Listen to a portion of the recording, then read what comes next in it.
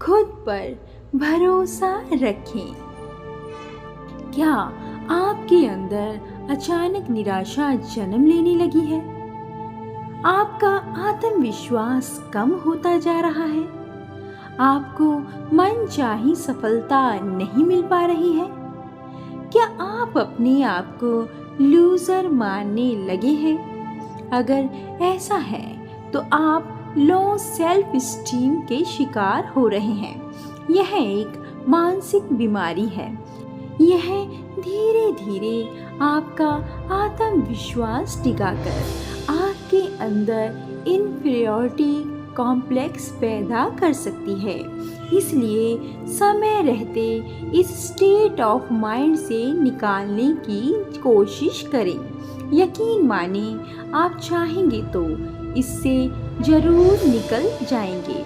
इंसान की सेहत उसकी सबसे बड़ी दौलत है। संतोष उसका सबसे बड़ा खजाना है और आत्मविश्वास उसका सबसे अच्छा दोस्त है। लिहाजा इन तीनों को कभी अपने से दूर मत होने दीजिए। बस शांत मन से कोशिश जारी रखिए। इतना ही नहीं, आप अपनी अब तक की गई तमाम कोशिशों का मूल्यांकन भी करिए और यह पता लगाइए कि किन किन वजहों से आप आशातीत सफलता हासिल करने से वंचित रह गए हैं। एक बात 100% सच है कि कहीं ना कहीं आपसे चूक हुई है।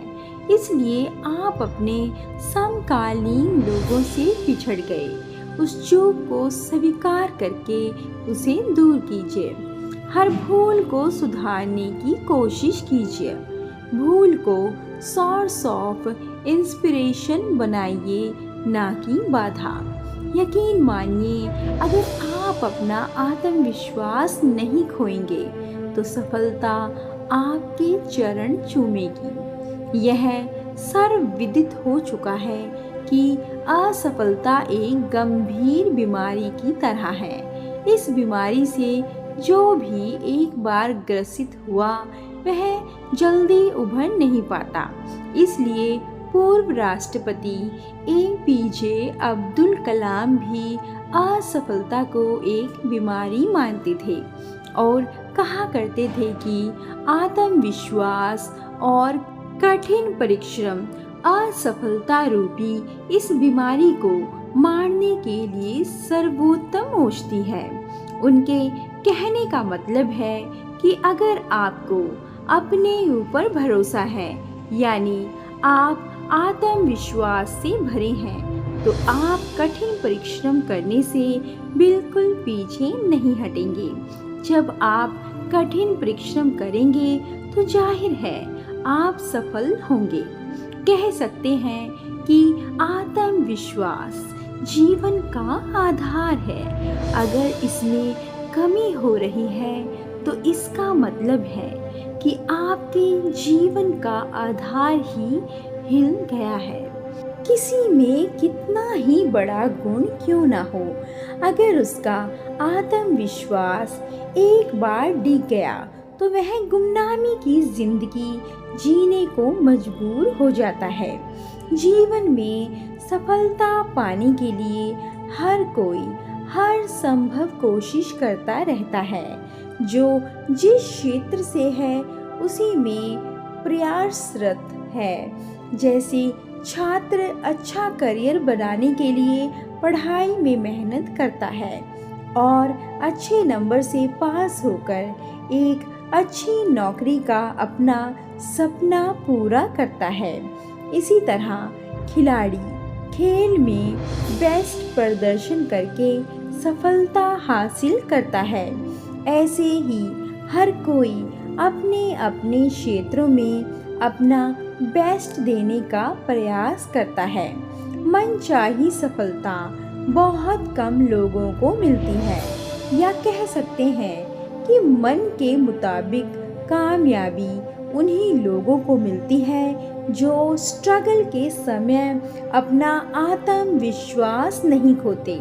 मुसीबत और बाधाएं हर किसी के जीवन में आती हैं, जिससे उत्साह में कमी आ ही जाती है। इस तरह की परिस्थितियों में आत्मविश्वास उत्साह को बढ़ाता है और उसका परिणाम कामयाबी के रूप में मिलता है। स्वामी विवेकानंद जी कहते हैं, जिसमें आत्मविश्वास नहीं, उसमें अन्य चीजों के प्रति कैसे विश्वास हो सकता है। आप कभी कमजोर ना पड़ें, अपने आप को शक्तिशाली बनाओ। आपके भीतर अनंत शक्ति है जो आपके हर काम को आसान कर देगी। बस आपको अपना आत्मविश्वास बनाए रखना है। जीवन में किसी भी समस्या का हल ना हो, ऐसा बिल्कुल नहीं है। जीवन की कई कमियां तो सकारात्मक विचारों से ही पूरी हो जाती हैं। दरअसल आत्मविश्वास की कमी तब होती है जब हम किसी बात से डरते हैं या ये मानने लगते हैं कि वह हमारे अंदर नहीं है। इन दोनों ही वजह से उबरना आपके अपने हाथ में है। इसलिए कई मनोचिकित्सक कहते हैं कि आत्मविश्वास बढ़ाने के लिए सबसे पहले खुद पर यकीन करना सीखें। अपनी कमी को पूरा करने की कोशिश करें। अगर आप बहुत ज़्यादा सफल ना हो तो बिल्कुल भी ना डरें। यह प्रकृति का ही नियम है कि हर आदमी सभी कार्यों के लिए नहीं बना होता। इसलिए आपने कोशिश की, यही सबसे बड़ी जीत है। दोस्तों, जो बातें मैंने अब तक आपको बताई हैं वह बेहतरीन है। इन्हीं तथ्यों पर आधारित एक कहानी सुनाती हूँ जो आपका आत्मविश्वास बढ़ाने में बहुत मदद करेगी। तो आइए सुनते हैं कहानी। एक व्यापारी अपने व्यापार को लेकर बहुत परेशान रहता था। उसका व्यापार में नुकसान हो रहा था और वह लगातार कर्ज में डूबता जा रहा था। वह संघर्ष करके थक चुका था। बहुत मेहनत के बावजूद भी अच्छे परिणाम उसे नहीं मिल रहे थे। एक दिन उसने सोचा कि कुछ दिनों के लिए वह सब काम छोड़कर जंगल चला जाए और वहाँ कुछ दिन अकेले बिताए और अपनी परेशानियों का हल खोजने के लिए मनन चिंतन करे। जंगल में वक्त बिताते हुए उसे 7 दिन हो चुके थे। उसका मन अब भी अपने संघर्षों पर ही टिका हुआ था। बार बार वह अपने संघर्षों के बारे में सोचकर दुखी हो रहा था। तभी उसे एक साधु महात्मा दिखे जो उसी जंगल में एक एकांत स्थान में बैठे ध्यान कर रहे थे। साधु के अपने आसन से उठने पर वह व्यापारी उनके पास गया और सारी बातें उन्हें कह डाली। साधु मुस्कुराते हुए बोले, चलो मैं तुम्हें अपने बगीचे में लेकर चलता हूँ और वहाँ तुम्हें अपने संघर्ष के लिए उत्तर मिल जाएगा। व्यापारी और साधु उनके बगीचे में चले गए। साधु ने कहा कि घास से भरी इस हरियाली को देखो, मैंने यहाँ इसका बीज बोया था ताकि यहाँ हरी भरी घास से यह बगीचा भर जाए और हमारे गौ माता के लिए भोजन की व्यवस्था हो सके। मैंने यहाँ घास के बीज और बांस के बीज लगाए थे। बहुत जल्दी घास जमीन से निकलकर बड़ी होने लगी, लेकिन जिस जगह पर बांस के बीज थे वहाँ पर कुछ भी हलचल नहीं हुई।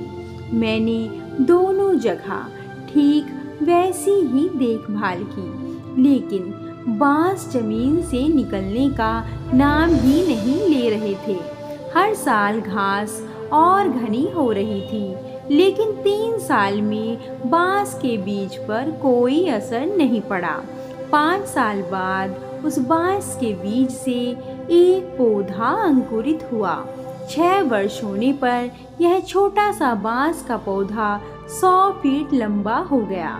इन 6 वर्षों में इसकी जड़ें इतनी मजबूत हो गई कि 100 फीट के ऊंचे बांस को संभाल सके। बांस के 6 साल का यह संघर्ष उसे मजबूत बना रहा था। साधु महात्मा ने उस व्यापारी को बांस का वह बगीचा भी दिखाया और व्यापारी यह देखकर सब समझ गया कि संघर्ष तो जीवन का हिस्सा है और जितना बड़ा संघर्ष होगा वह उतना मजबूत बनेगा। व्यापारी अपने व्यापार को अब बेहतर बनाता चला गया। अपनी पुरानी गलतियों से सीख लेकर उसने अपने व्यापार में अच्छे परिवर्तन लाए। आज उसका संघर्ष उसने जीतने की हिम्मत दे रहा था। दोस्तों, संघर्ष हर किसी के जीवन में आता है। बिना संघर्ष के आज तक किसी ने भी बड़ा मुकाम हासिल नहीं किया है। यदि आप संघर्ष से घबराएंगे तो कभी आगे नहीं बढ़ पाएंगे। संघर्ष आपको बहुत मजबूत बनाता है ताकि आप अपने भविष्य को बेहतर बना सको।